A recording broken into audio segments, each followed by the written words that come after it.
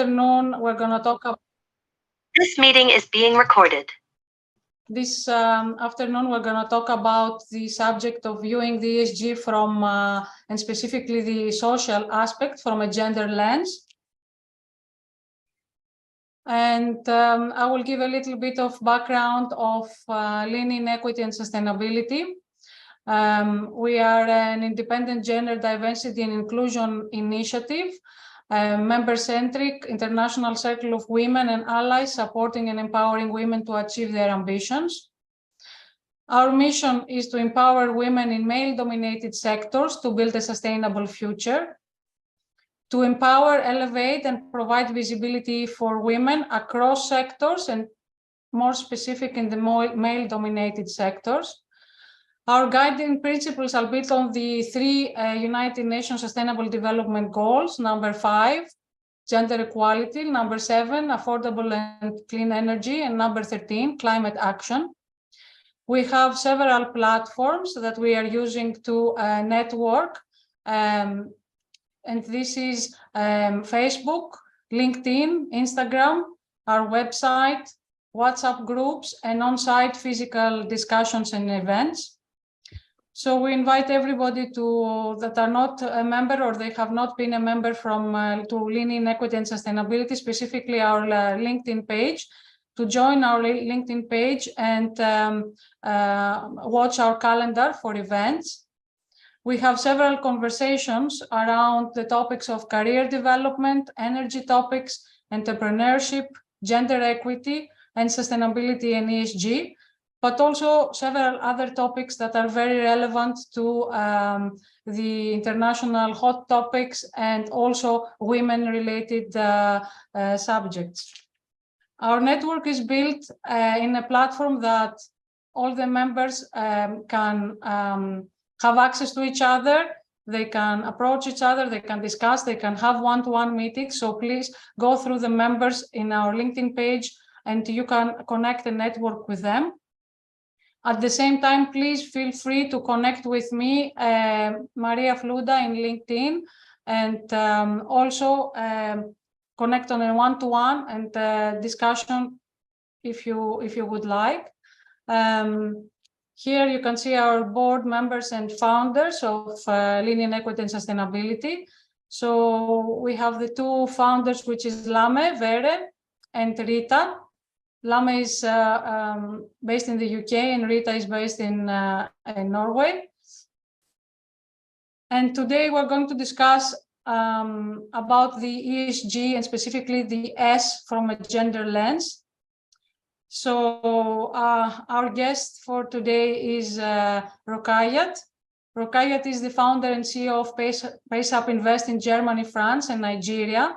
And I will give the floor to Rokayat to introduce herself, and then I will do a little bit of introduction about myself. And then we will go into our discussion and question and conversation.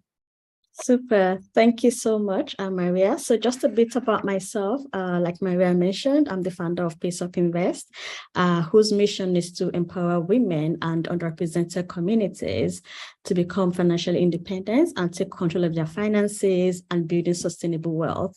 So I've got over 15 years of experience in the finance industry, and I started PaceUp Invest in 2020. And I'm also on the board of 100 Men in Finance in Germany. And I'm a mentor at Underhead. And yeah, I love anything outdoors and playing with my she's now 5-year-old now. She turned 5 in October. So that's a bit about myself, aside what's written on there. I don't want to read everything out. So I'll leave Maria to introduce herself. Thank you so much, Rokayat, and thank you for making the time to be a part of this very interesting discussion. So my name is Maria Fluda. I'm a passionate sustainability and women's equality advocate. I'm a sustainability consultant and founder of Sustainability Switch Consultancy. I'm based in Abu Dhabi, UAE, and my aim and my company's aim is to help organizations drive their sustainability agenda and ambitions in line with the UN SDGs. At the same time, I'm a board member and sustainability chair of the Lean Equity and Sustainability nonprofit organization. which our mission is to empower women in the energy transition. So we're going to jump into it. It is not a presentation, but we have a few slides just for visual representation of ESG and what is the environmental, social, and governance framework. So I will start with asking Rokayat. So in your view, what is the social part of ESG? So when we're talking about ESG, about environmental, social, and governance, environmental, we all kind of understand what is it covering. It is anything that has to do with the organization's impact on the planet.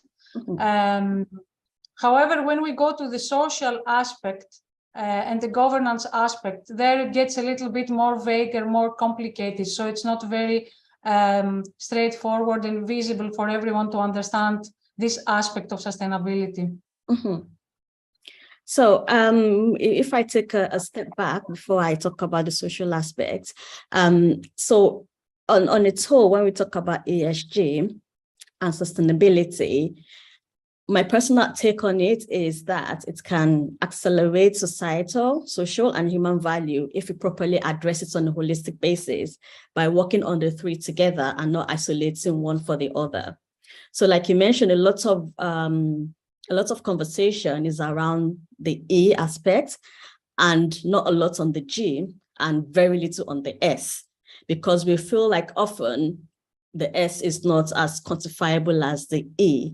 So when we talk about the social aspect, we're talking about the humans behind it, right? So it's, for example, let's look at it this way. When the CEO wakes up in the morning, he's thinking about the social aspects all the time. So he's thinking about the shareholders, thinking about the customers, the consumers, the employees, and even the suppliers, and even the community as a whole. So when we talk about the social part, is the humans that drive, is the engine. I see it as an engine of ESG basically, because without the social part, then we'll not be able to work on the environmental part. And we need the governance to bring everything together as a whole, so we can actually work on it on a whole, as opposed to just looking at one part of the agenda, which is the E, and neglecting the other aspects. So that is what I believe in social part of ESG is. And my personal take is we need to look at it on a holistic basis and not isolating one for the other. And thinking about it, it is something that all the three aspects, it is issues that have been already there before even they have been categorized as ESG. So all the companies, they had to touch these aspects in a way even before ESG came in place, but without special attention on the details of each of those aspects for environment, social, and governance. So it's not actually something that is new, but it's actually something that has been put in a framework, let's say. So now it's kind of standardized, and everybody or most of the companies, they are keen or forced to look into those three aspects. So from your company perspective, Rokayat, where do you focus when it comes to ESG? And what do you do on this area? How does your company approach this area? Okay, so basically what PaceUp is, it's a B2B, so business to business and business to consumer fintech that is supporting women and underrepresented groups. So that's the S is already included in that, to become financially independent and build sustainable wealth via education and investing. So how do we focus on this S part? So basically for our B2C customers, we'll help them via improving their financial knowledge and financial education and investing in both financial and non-financial assets. And within the financial assets, we look at what impact they're actually making and those that actually want to make an impact within what they're investing into.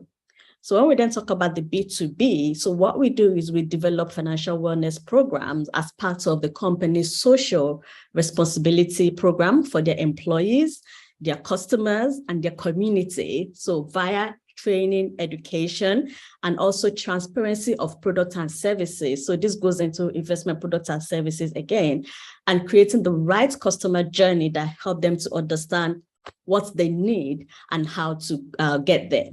So as a startup, our main focus is the S, because we are not there yet to look at the E, but we look at the E in the essence of our customers that are looking to invest impactfully.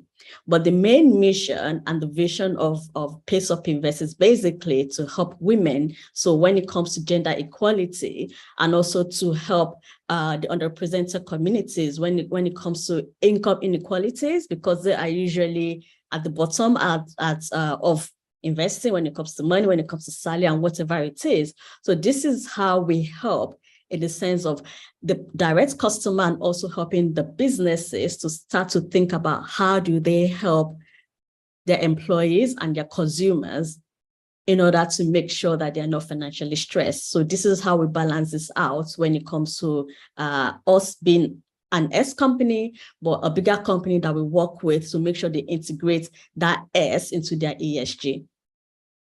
Mm-hmm.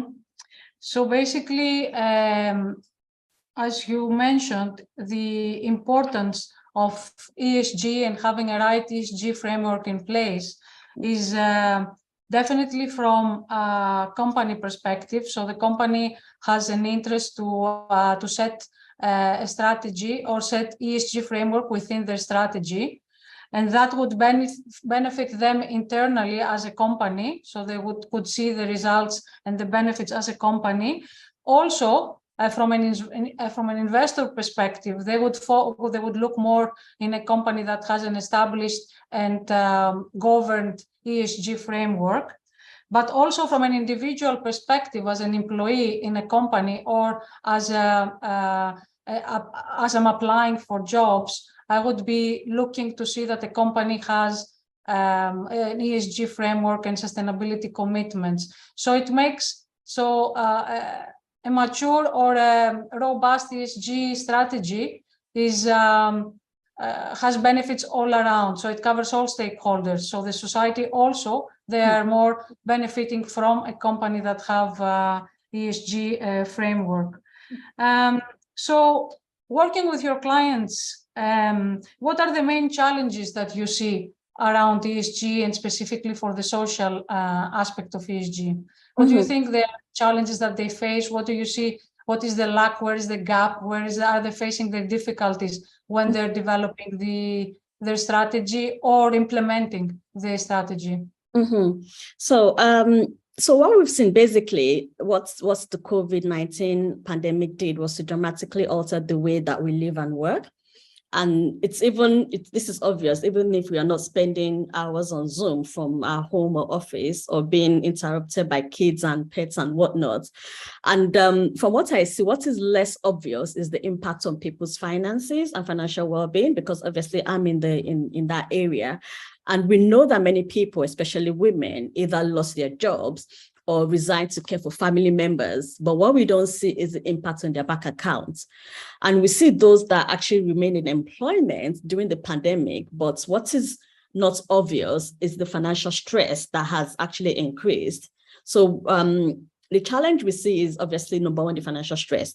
And the survey done by PricewaterhouseCoopers actually showed that 63% of employees stated that their financial stress has increased since the start of the pandemic. And it's even worse right now with everything else that is going on in the world right now. And we were ahead of the Great Resignation in the hope of finding more fulfilling work or recovering from work-life balance that was lost. But then what we don't see is the worries about retirement plans that are now off the track, basically. So look at it this way: when you're off work, you take time off work, whether it's by your choice or just not by your choice, it actually impacts our retirement plan. So what COVID has shown is it has actually demonstrated how financially vulnerable people and businesses are, and even further widen the gap between the rich and the poor. So the challenge is basically, how do we then help our customers to provide a comprehensive financial planning for them so that they're able to plan ahead? And in such a way that it withstand any form of macroeconomic shocks in future. And the same thing for companies. How do they look after their employees or perhaps their consumers or even the community in order to make sure they're giving them the right tools and the right the right support, right, when it comes to understanding their finances. I know most of the time people don't like to talk about finance. They think it's very personal, but then we need to start talking about it because we've seen the impact it has had since 2020, basically, and the impact it's currently having on a lot of people. And the surprising thing that I hear a lot is that, we're not there yet. We're not looking at social now. We're focusing on the climate. And what I say is, okay, if someone is financially stressed and they're constantly thinking about their money, it's going to impact their mental health at the end of the day. How do you then think they will then focus on E if they, first of all, they themselves are not financially independent or they're not financially well? They're not going to care about the environment at the end of the day. They have to look after themselves first before they then say, okay, this is what I need to do aside making sure that I'm fine. So this is what we see a lot. For example, as a German company, the S part is not yet taken seriously when you compare it to the States and also to UK. But then when you look at the Netherlands, Queen Maxima is actually doing quite a good job in the sense that she's all for the S part now, especially when it comes to female entrepreneurs and also just financial inclusion of women. And she's mandated that most of the banks in the Netherlands should actually look into the financial education of women customers and women employees. So I think there is a bit of a way to go when it comes to other European countries, but we can get there. So those are the challenges that we see when it comes to direct customers and also when it comes to the businesses as well. Yeah, and it is exactly what you mentioned, that financial wellness, it applies at all aspects of community, not only in company, but it affects the whole community. So, for example, with the energy crisis in Europe at the moment and financial instability in the rest of the world, everybody is worried about what's going to happen next. And it is something that the companies should look as a priority, because if you don't protect your employees from financial insecurity or educate them or provide them tools how to resolve issues around it, then they will not be productive. They will be they will lose the productivity and the morale will be low. And yeah, it's also, I was reading about the presenteeism, and it was specifically for financial stress, so employees with financial stress, and of course health issues and other issues that employees can be present, but they will not be productive if there is issues happening within their within their sphere of where they live, their environment. So so what are the most surprising insights and distinctions you hear from your clients and other aspects around the same issue, about the same subject? So the most surprising, I would say, from other experts, basically, and clients, when I talk about B2B clients, is that, the S cannot be specified, quantified, or measured. But of course it can, because like I mentioned, at the end of the day, when the CEO wakes up, he thinks about the employees, the customers, the shareholders, the suppliers, and even at times the community. So these are actually things that can be specified, can be quantified and measured if we really want to look into it. And we have to understand that humans actually drive value creation. So we have to look after the humans to be able to drive the value creation and ultimately make sure that the sustainability framework that we're trying to achieve, it's all in this holistic process, basically.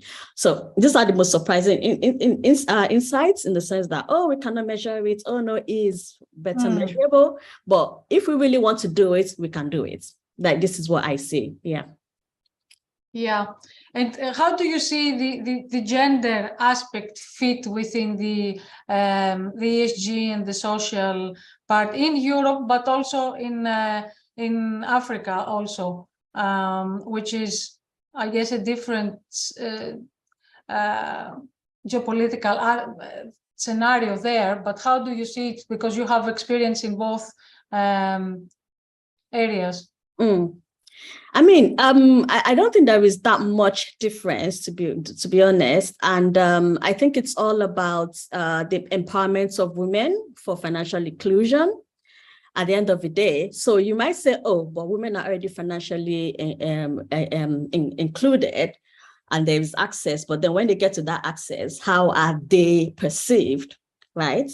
Are they taken seriously when you get to that access or not? Or are they given the same attention and the same care as they would do if the person was not a woman? So as I mentioned earlier, about not seeing the worries and the stress of people, especially women, Morningstar actually completed a study that revealed the importance of when women are included financially to their personal, overall emotional well-being. So there isn't that much difference within the two. And the thing is that there is a sense of personal power, right? And it may be the key to emotional well-being in our financial lives, right?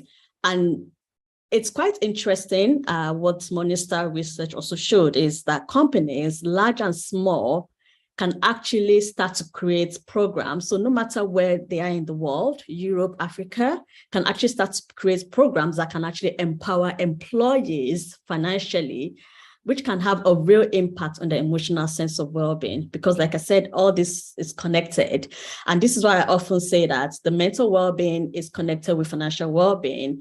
And employees don't just need only yoga mats all the time, but they also need financial education.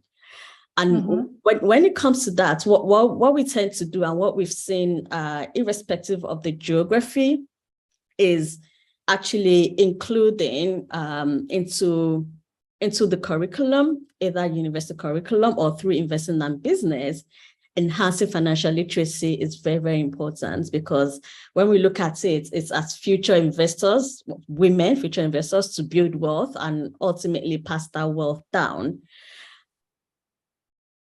And this is quite important because it ultimately helps women to make the decision when it comes to intentional investing, which is also making an impact, right? So when they start investing, wherever they're investing into is making an impact. So do they want to invest in firearms? Do they want to invest in whatever it is? So again, this education helps them to know where they want to put their money and where they want to make sure their money is making an impact.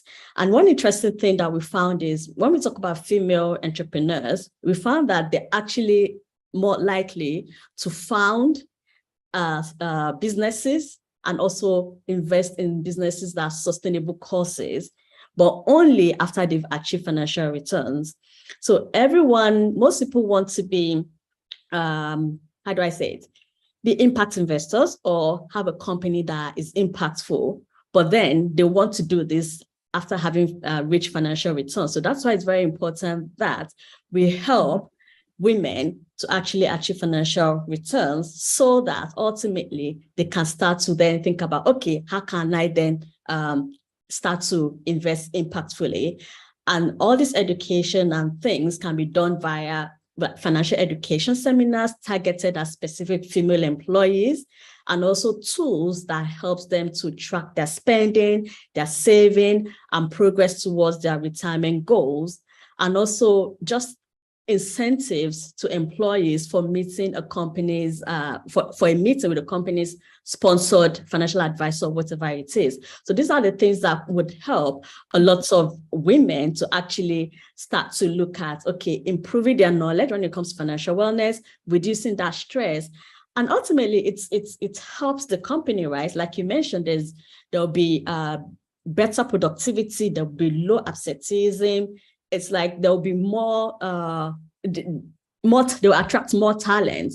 So no matter where we are in the world, this is very important. We're talking about financial inclusion and just the financial wellness of women in order to attain that gender equality. Thank you, Rukaya. That's very insightful. And also it brings us to the next question I was going to ask you, which is how companies apply S in ESG from your experience. And you already covered some topics. Would you like to add more on that perspective of, or to wrap up of how companies can apply the social aspect from the financial well-being and in general as well? So I think while fighting like climate change has been the top priority for many ESG funds or even firms, I think the pandemic has actually prompted more investors to put a greater emphasis on the S and also consider how companies are actually treating their employees, basically. So, and what we see is sometimes companies do what we call social washing. It's similar to greenwashing, which is when they make statements or policies that make a company appear more socially responsible than it actually is. However, what the pandemic has actually provided investors basically is the rare opportunity to actually evaluate the legitimacy of a company's prior commitment to social good and actually assess that company's priorities when faced with a sudden and dramatic test like we're seeing right now. And it is important to not only evaluate it from a societal level, but also from a financial level. And some companies will come out of all this with positive long-term economic prospects based on their actions in supporting not only their employees, their customers and communities, while others might have like financial effects and lasting reputational effects as well. So it depends, but what we've seen a lot is investors are now actually demanding more from companies to say, okay, what are you actually doing? And for example, let's say people will say, okay, yeah, it's sustainable. But then if you only focus on reducing carbon emissions all the time, but don't think about how your company is actually impacting the local community, you might be considered sustainable, but it is not ESG compliant. And the bottom line is, if we do not make sustainable businesses in sustainable societies, so in as much as we want to reduce carbon emissions, etc., if you're not impacting the local community and not making a sustainable business and sustainable societies, we are going to eventually become extinct. And this is why the value of training cannot be emphasized more than enough. It is very, very important, like I mentioned, to include any type of training, financial wellness training, mental health training, or whatever it is, because again, like I said, it will increase productivity, it's retention, attract top talent. And the corporate culture also has to be looked into, very important, with the level of commitment, with the level of sincerity, and also the truth, right? To make sure they level the playing field for women. And there has to be representation of women in leadership positions, because not only does it increase their financial strength, so they're able to have more money, they can save more, they can invest more, and ultimately invest in their communities and their households. So number one, again, to go back to the question, which I've kind of answered, is a lot of the power is now within the investors of this company. So they have to make sure they apply the S into what it is that they're doing, not only just say, okay, the E is done and we're fine. So this is great. And I think we covered also my last question, which was how do the investors look at the implementation of S? And like you just mentioned, that their criteria would include documented and measured performance around S. And they would look also specifically of the actions and the history of actions and the actual impact that the company has done internally and also towards the society. And with that, I think we will wrap up our conversation and give the floor to the people who have joined us in this conversation. And we have already one question from Amma, which says, how can individuals prevent financial discrimination within organizations?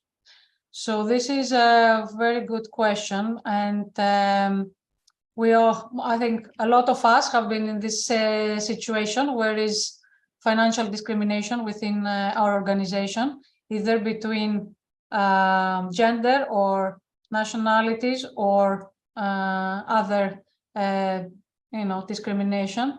So have you come across this subject while you are doing your financial wellness training and implementation? No, I haven't, but I actually have what's it called? Real life experience of that, where I found out that my colleague that were practically doing the same thing was earning more than me. We're just having a conversation. That's why it's very important to have conversations about money. Like I said, never shy away to discuss money, because a lot is often revealed. Basically, it's having a conversation about, okay, so what do you think our bonus is going to be, blah, blah, blah, blah. And then it's led to, okay, me knowing how much I was actually earning. And what I did was basically just spoke to my manager about it. And I just laid down, okay, these are the reasons why I feel like we're not being paid equally. This is what I do. These are the values I bring to the company. And also these are my achievements so far, the clients I've brought in, the revenue I've generated. And I actually made the good case in the sense that in the end, I'd end up getting more than him, because even though we're colleagues, I was outperforming him, but then I was being paid less. So I would say it's all, if there is no, maybe if it's an organization where you don't feel comfortable or confident to discuss that with your colleagues, to actually find out how much they're earning and taking it to the management, perhaps there are a lot of DEI consultants out there that might be able to help you when it comes to maybe salary, or maybe when it comes to negotiating salary and how to actually get your right worth, basically. But then if it's about maybe going to a bank to get a mortgage or something, which also happened to me, at the end of the day, you have to decide which bank you want to buy. So here you're like, you're in control of your money. You either leave your money in that bank that is being discriminatory against you and take it to another bank, or you leave it there and just continue to be discriminated against. So there are ways to go about it. So the first one, which is within the company, is to discuss it. And then don't be afraid to just talk to your manager about it and just list out, look, this is a value I bring. If you lose me, or if I don't get this increase in salary, this is the disadvantage to it. And just make sure it's like a win-win conversation as well. It's all about negotiation, right? And how to negotiate a higher salary in that instance. Yeah. Mm-hmm. I've got a very good lady that is fantastic at negotiation. So if you want to have a conversation, let me know, then I can link you up with her. Mm-hmm. And if anyone wants to talk or discuss this issue or any other issue, please unmute and introduce yourselves. We have another question from Ms. Yoma, how we can support more women negotiate better and rise above financial discrimination. And I think that was exactly what you explained, that they can reach even to their mentors, if they have a mentor within their company or their environment, they can discuss the same question. Yeah. Or just look through the HR salary structure once you join a company for the new joiners, because in my experience, there was a salary structure for the same position, let's say manager position, but there was 6 different scales within this. So, for example, I entered here, but the same person was doing the same job. He was up there. And then there was the negotiation to reach on that scale was very difficult. So it's better to have this understanding or do a research for salary on an organization that you are applying to see how are the, and at the end of the day, if you are happy with your compensation and this makes you unhappy, then it is part of the financial well-being as well, I suppose, Rukayat, right? Yeah. So it's not only about if I'm financially viable or no, am I satisfied within my own company? So this is something also that the company should have a policy to resolve these financial issues. Yeah, definitely. So financial well-being does not depend on the salary, basically, because you hear of people that have high salaries and then they end up going broke. So financial well-being is all about making sure that you are budgeting, you have your investment in place, you have your pension in place. So making sure you're actually financially well and not having to think about, oh my God, where am I going to get the next thing, next paycheck, or how am I going to pay for something? So it's really, really important for companies to actually help women and other employees to actually think about their finances and help them to hone in their financial well-being. And I wanted to add as well, when you spoke about mentors, I think one very important aspect we need to talk about is also sponsorships. So sponsoring is very, very important because often, most of the time, women are over-mentored and under-sponsored. You see a lot of mentoring programs out there, but then the sponsorship is not there. And I learned very early on in my career when I started, two of my mentors in Goldman Sachs were like, I'm your mentor, but then I'm not going to make you go, I'm not going to help you get to the next stage or get a higher bonus. You need to find sponsors.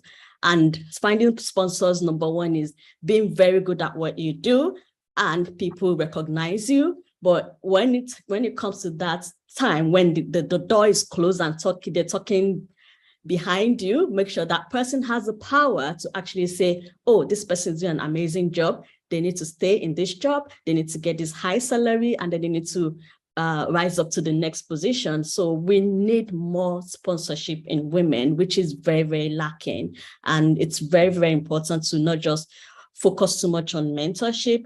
Mentoring is good, but then one can do without it in climbing throughout the career. Sponsorship will greatly, greatly help in moving up the career ladder. Mm-hmm. Exactly. A mentor talks to you, a sponsor talks about you. Exactly. Behind closed door, they have the power to make sure you get what it is. Yeah. And so I think Lame said something around the same, see that in order to get to the next level, it's not who you know, it's who knows you. So it's the difference there. And Nadia, please. Yes, thank you, Maria. When I was the other way around, I got sponsored and I've never been mentored.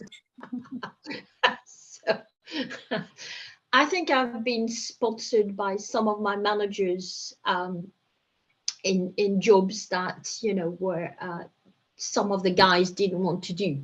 This is what happened to me a few times, you know, when no one wanted to do some of these positions because of different, you know, reasons. So I've been sponsored in a way that they talked about me and they moved me and moved my classification, you know, etc., and promoted me, but no one helped me out. No, you know, no one mentored me, you know, or said, you know, gave me advice, etc. So that's I'm probably one of the few, and it's a very lonely journey, I would say, you know, because you have to learn by yourself. But again, you know, you get out of your comfort zone, you know, and you learn, you know, through the journey, you know, and but I think, you know, now I know the difference between being sponsored and mentored, you know, and you know, I would have loved to be mentored at the time. Just thank you. Thank you, Nadia. Thank you. Anyone else have anything to add or any experience to share? I think we can stop recording now, actually.